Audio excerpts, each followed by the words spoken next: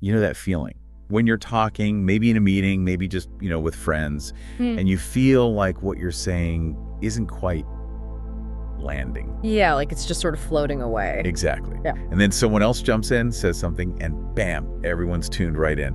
What is that? Is it just charisma, something you're born with, this knack for grabbing attention? Or is it a skill, something you can actually learn? Right. That's what we want to dig into today. That's the core question, isn't it? It leads us to this idea of, well, conversational presence. In Arabic, there's a word, haiba. Haiba, okay. Yeah, and it's not really about being loud or, having the absolute strongest opinion. It's more subtle. How so? It's about how you communicate in a way that just naturally draws people toward you, makes them actually want to listen. Okay, I'm intrigued. So, our mission for this deep dive is to unpack that. We're looking at some really interesting ideas from a discussion on a YouTube channel called High Heel. Which means? You are the danger. Sounds intense, but their take on this was super insightful. We've pulled out some key bits we think you'll find really useful. Right, you are the danger. I like it. So what did they break down? What are these components of Heba? Well, they hit on a few things. First, the power of silence. Silence. That sounds wrong. Like the opposite of speaking with impact. I know, right? Counterintuitive. Yeah. Then there's this technique of creating anticipation, using what they call open loops. Open loops. Okay. Also, crucially, how you use your voice, the tone, the pace, all that. Ah, the delivery. Makes sense. And finally, body language, the unspoken stuff. Gotcha. Silence, open loops, voice, body language. Ready to jump in? Let's do it, starting with that surprising one, silence. Okay. Because, yeah, my first thought is if you want people to listen, you need to talk, not be quiet. That's the logical assumption. Yeah. But the perspective from this channel, You Are the Danger, flips that. They argue that really impactful communication often starts with silence. How? Doesn't that just make you look hesitant? See, that's the twist. They say a brief, deliberate pause before you speak isn't hesitation. It actually builds a little bit of anticipation. Okay. It signals you're in control, you're thinking, you're not just blurting things out. It creates this slight tension. Like waiting for something important. Exactly. The psychological effect is fascinating. That little pause, it's like a mini vacuum, it pulls attention towards you. They used a great analogy in the video. Yeah?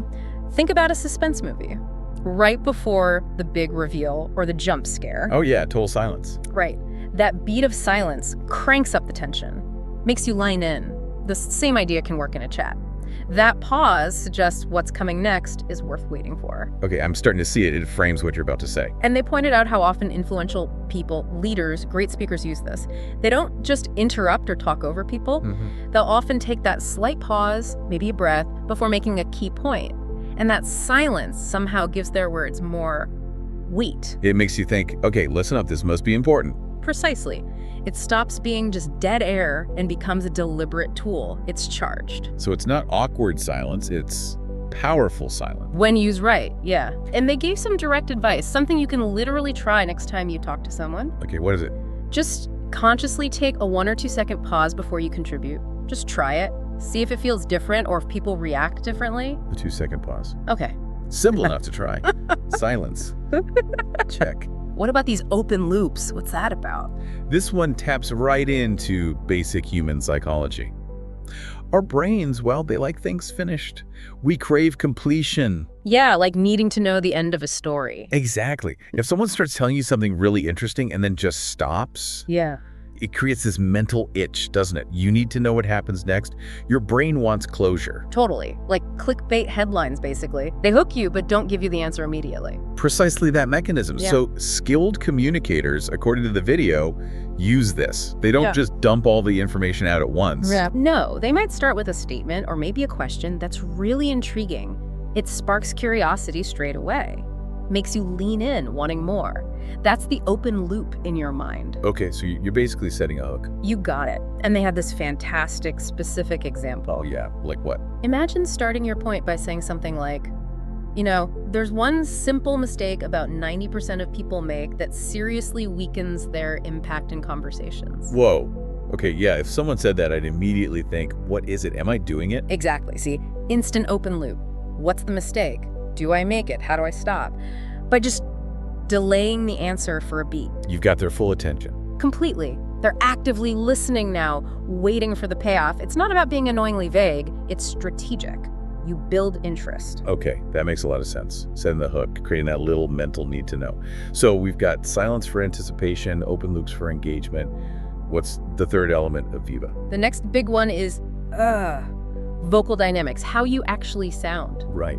Because we focus so much on what we say. Yeah, the words themselves, but the way you say them, that can be just as important, maybe even more so sometimes. Absolutely. The music of your voice, not just the lyrics. And the video stressed varying things, right? Like tone and pace. Definitely. Because a flat, monotone voice, well, it just sucks the life out of a conversation, doesn't it? Oh, totally. Put you to sleep. So the video broke it down. Think about your speaking speed.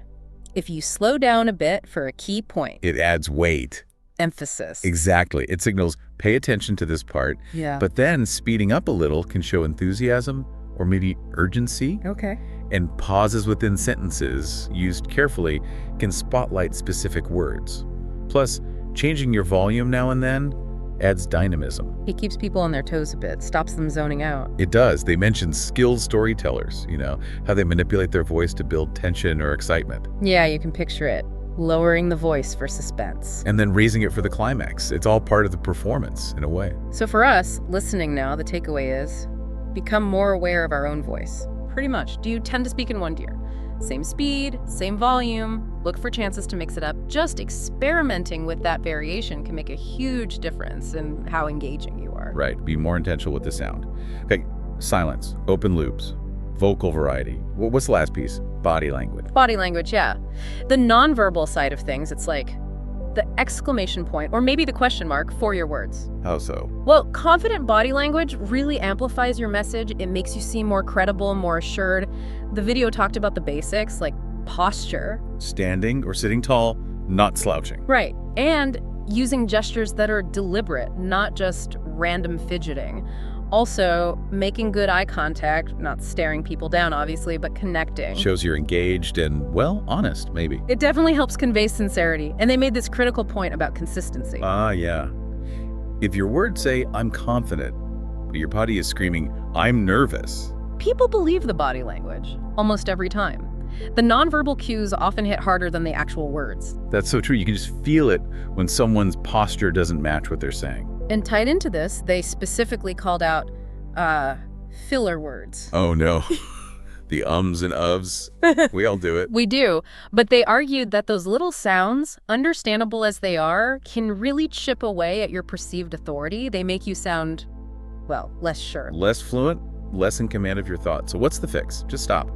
Basically, yeah. Replace the with silence. Another vote for silence. Exactly. Instead of filling that thinking gap with noise, just pause, take a silent beat. It might feel a bit weird at first. I bet it does. But it actually comes across as more thoughtful, more controlled. It gives you that second to find the right word, and it signals strength, not hesitation. Okay, wow. So much practical stuff here. Sure. Silence, open loops, vocal variety, body language, ditching the fillers.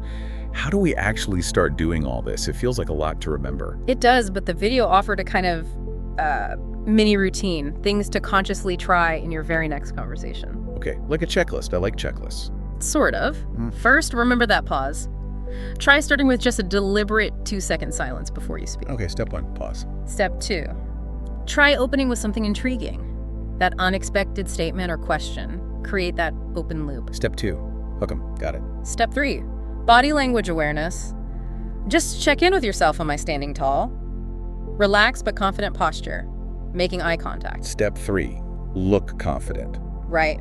Step 4, play with your voice. Consciously vary the tone and pace a little. Don't be monotone. Emphasize key words. Step 4, vocal variety. Step 5, use those deliberate pauses during your speech too, not just at the start, for emphasis. Step 5, strategic pauses. And finally, step 6, actively catch yourself before you say or Try that silent pause instead. Step 6, swap fillers for silence. Wow.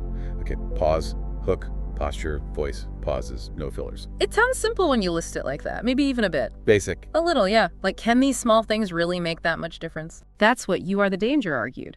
That these seemingly minor tweaks, when done together, can genuinely shift how people perceive you and how much impact your words have. Interesting. It's about projecting that authority and presence without needing to be aggressive or repetitive. You don't have to shout to be heard. So the big picture, drawing from their insights, is that this HEBA, this conversational presence, it's not about volume control. Not at all. It's about making what you say worth listening to and using these techniques, silence, intrigue, delivery, nonverbals, to ensure it actually gets heard. It's about making your presence felt, even before you dive deep into your point. Precisely. That confidence you project, even in that initial pause, sets the whole tone. It influences how everything that follows is received. And mastering this stuff could make even like talking about the weather sound compelling. Well, maybe not the weather, but it can definitely elevate how effectively you communicate your actual ideas, no matter the topic. So the challenge for you listening is, well, give it a shot, right? Exactly. Don't just listen to us talk about it. Actively try these things out. Be conscious of the silence. Craft an interesting opening. Watch your posture. Vary your voice. Kill the ums. Make them part of your toolkit. Integrate them. See what happens. And maybe a final thought to leave you with. As you start playing with these techniques, think about this. How could consciously using these elements, the silence, the vocal shifts, the confident stance, how could that change not just whether people hear you, but how much your actual ideas resonate and stick? What impact could that shift have?